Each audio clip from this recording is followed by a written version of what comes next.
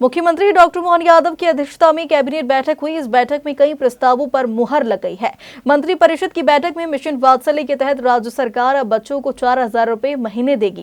Cabinet बैठक लिए निर्णयों के बारे में जानकारी देते हुए डिप्टी सीएम राजेंद्र शुक्ला ने बताया कि वात्सल्य योजना के तहत विधवा और तलाकशुदा महिला के 33,000 से ज्यादा बच्चे हैं। इसके साथ ही बैठक में 12 आयुष अस्पतालों की स्थापना को मंजूरी दी गई है। कैबिनेट की बैठक संपन्न हुई है, जिसमें कई महत्वपूर्ण निर्णय लिए गए हैं। जैसा कि आप जानते हैं कि 13 नवंबर को इंदौर में एमपी टेक ग्रोथ कॉन्क्लेव का आयोजन बहुत ही सफलतापूर्वक संपन्न हुआ है।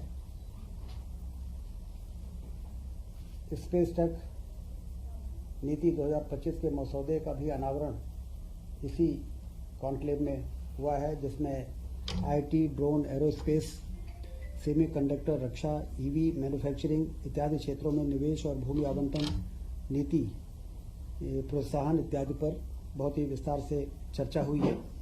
भारतीय सेना और राष्ट्रीय अंतर्राष्ट्रीय कंपनियों के प्रतिनिधियों को वहाँ पर बुलाया गया था। 1-to-1 उनसे चर्चा हुई। भारतीय सेना के मेजर कर्नल गौतम महाजन, ब्रिगेडियर MS रंधावा जैसे बड़े अधिकारी वहाँ पर उपस्थित थे। कॉन्क्लेव में निवेश और उद्योग संवर्धन के लिए 9 कंपनियों को भूमि आवंटन के लिए आशय पत्र भी जारी किए गए हैं। इस कॉन्क्लेव की समस्त गतिविधियों से 15,996 करोड़ रुपए का निवेश एवं लगभग 64,085 रोजगार के सृजन का मार्ग प्रशस्त होगा। कॉन्क्लेव में मध्य प्रदेश में निवेश और रोजगार सृजन को बढ़ावा देने की दिशा में 7 महत्वपूर्ण MOU भी साइन किए गए हैं। इसी प्रकार से स्पेस टेक नीति 2025 के मसौदे का भी अनावरण हुआ है। यह नीति राज्य को भारत की स्पेस टेक अर्थव्यवस्था में अग्रणी स्थान दिलाने की दिशा में महत्वपूर्ण पहल है, जिसके माध्यम से अंतरिक्ष प्रौद्योगिकी, स्पेस टेक्नोलॉजी, अनुसंधान, निवेश और रोजगार के नए द्वार खुलेंगे। भावांतर योजना जो शुरू की गई 13 तारीख को देवास से, उसके बहुत अच्छे परिणाम आ रहे हैं। 24/10/25 से 7/11/25 तक जो मॉडल रेट 4,020 था, वो 17/11/25 को बढ़ के 4,236 हो गया है। और समर्थन मूल्य से मॉडल रेट का डिफरेंस जो है वो भावांतर होता है। और अभी तक 15 दिनों में 1.33 लाख किसानों को के खाते में 233 करोड़ रुपए भावांतर की राशि अंतरण की जा चुकी है। 220 से अधिक मुख्य और 80 उप मंडियों में खरीदी की जा रही है सोयाबीन की। और ये भावांतर योजना से किसानों में काफ़ी हर्ष है और उनको काफ़ी लाभ मिल रहा है। जनजाति गौरव दिवस 15 नवंबर को बड़े धूमधाम से मनाया गया। जबलपुर में जो सबसे प्रमुख कार्यक्रम था पूरे प्रदेश का, उसमें वर्चुअल माध्यम से प्रधानमंत्री जी जुड़े और उन्होंने संबोधित किया। 150वीं जयंती भगवान बिरसा मुंडा की बड़वानी, अलीराजपुर, जबलपुर में विशेष आयोजन हुए। बाकी पूरे प्रदेश के सभी जिलों में इसके आयोजन हुए और काफ़ी बढ़ चढ़ के लोगों ने इस कार्यक्रम को में हिस्सा लिया और इसको अभूतपूर्व सफलता मिली है।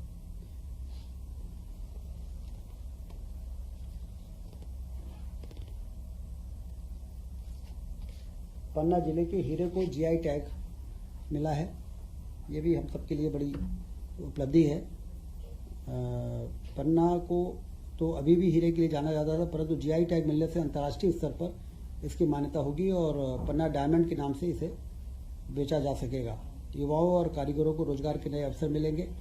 ये प्रदेश के लिए बड़े गर्व की बात है।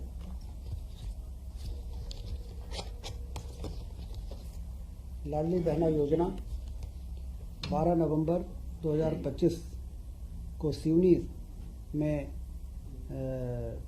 1,500 रुपये, 250 रुपये अलग से जोड़ के 1,500 रुपये अब हर महीने लाडली बहनाओं को ये राशि अंतरित की जा रही है।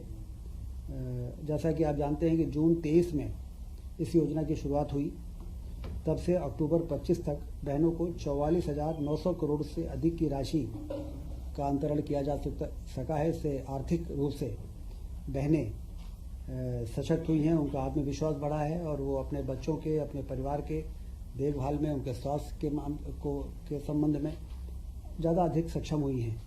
आज मुख्यमंत्री जी ने विशेष तौर से ये निर्देश दिया है कि इस राशि के अंतरण के साथ साथ उनको लंबे समय तक कैसे हम सक्षम बना सकते हैं, उनको रोजगार कैसे जोड़ सकते हैं, इसकी भी योजना संबंधित विभाग बनाए, जिससे कि उनको अपने पैरों पर लंबे समय तक खड़ा किया जा सके।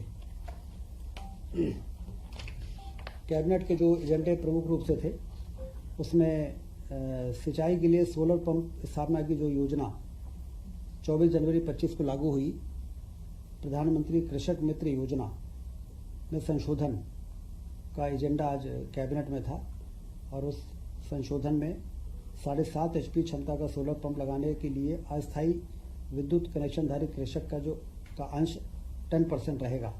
शासन द्वारा 90% की सब्सिडी उनको दी जाएगी, जिससे कि जितने भी टेम्परेरी कनेक्शनधारी हैं लगभग 3 लाख हैं और जो परमानेंट कनेक्शनधारी हैं वो करीब 20 लाख से ऊपर हैं।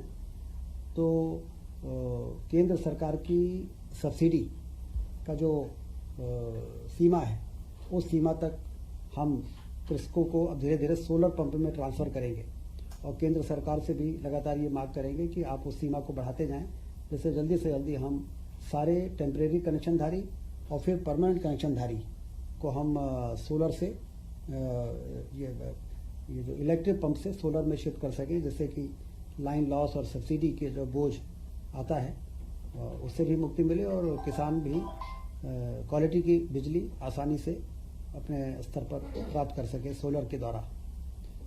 3 व 5 HP के जो अस्थायी विद्युत कनेक्शनधारी हैं को एक क्षमता अधिक यथा 5 या 7.5 HP सोलर पंप प्राप्त करने के लिए विकल्प दिया जाएगा।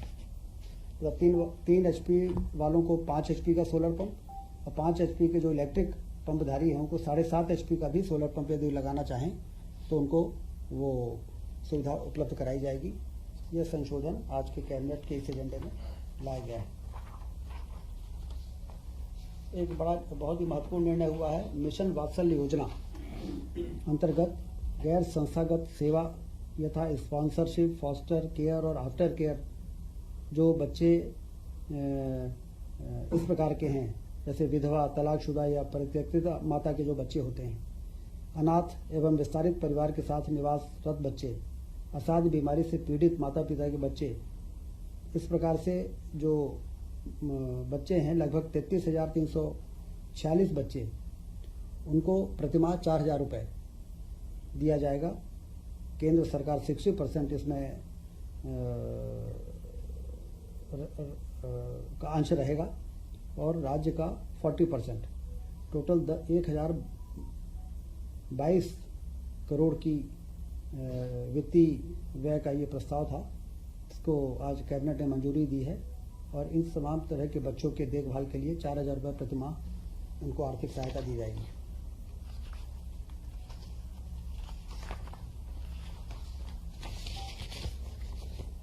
मेडिको लीगल संस्थान के अधिकारियों को पुनरीक्षित वेतनमान, 7वां वेतनमान का वार्षिक लाभ 1/1/2016 से प्रदान किया गया है। उसी अनुक्रम में मेडिको लीगल संस्थान के अधिकारियों को भी लाभ दिए जाने का निर्णय लिया गया है। 93 लाख रुपये इसमें एरियर की राशि का वित्तीय भार आएगा। सोशल इम्पैक्ट बॉन्ड योजना 6/10/2023 से लागू प्रशासकीय विभाग सामाजिक न्याय विभाग का है। इसके लिए 25-26 के लिए सोशल इम्पैक्ट बॉन्ड योजना 100 करोड़ का बजट का प्रावधान किया गया है।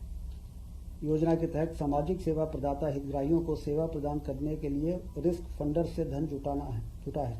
प्रदत्त सेवा के परिणाम का मूल्यांकन एक निष्पक्ष बाह्य एजेंसी द्वारा की जाएगी। सोशल स्टॉक एक्सचेंज उक्त संपूर्ण कार्य को संपादित करने के लिए एक कॉमन प्लेटफॉर्म के रूप में कार्य करता है और विभिन्न सामाजिक उद्देश्यों के कम करने वाले नोट फॉर प्रॉफिट संस्थानों को रिस्क फंडर्स धन जुटाने में सक्षम बनाता है। इसका भी अनुमोदन किया गया है। नवगठित जिला विधिक सेवा प्राधिकरण आगर मालवा हेतु नवीन पदों का सृजन। विधिक सेवा प्राधिकरण के लिए जो आवश्यक नवीन पद हैं उसकी भी स्वीकृत की गई है 9 नवीन पदों की और इसमें 59.42 लाख रुपए का वित्तीय भार आएगा। प्रदेश के 12 जिलों में 50 बिस्तरीय आयुष चिकित्सालय एवं बड़वानी के 30 बिस्तरीय आयुष चिकित्सालय के संचालन के लिए नवीन पदों का सृजन किया गया है। ये बहुत ही महत्वपूर्ण निर्णय हुआ है। आयुष चिकित्सा को प्रोत्साहित करने के लिए, बढ़ावा देने के लिए अब भोपाल, इंदौर, नरसिंहपुर, मंडलेश्वर, बालाघाट, गुना, भिंड, सीहोर, पन्ना, श्योपुर, अमरकंटक, सुजालपुर में 50 बिस्तर के आयुष चिकित्सालय बनाए जाएंगे और बड़वानी के 30 बिस्तरीय आयुष चिकित्सालय के संचालन के लिए 373 नवीन पदों का सृजन किया गया है। इसके साथ ही 806 मानव संसाधन सेवाएं ऑन कॉल हेतु स्वीकृत की गई हैं।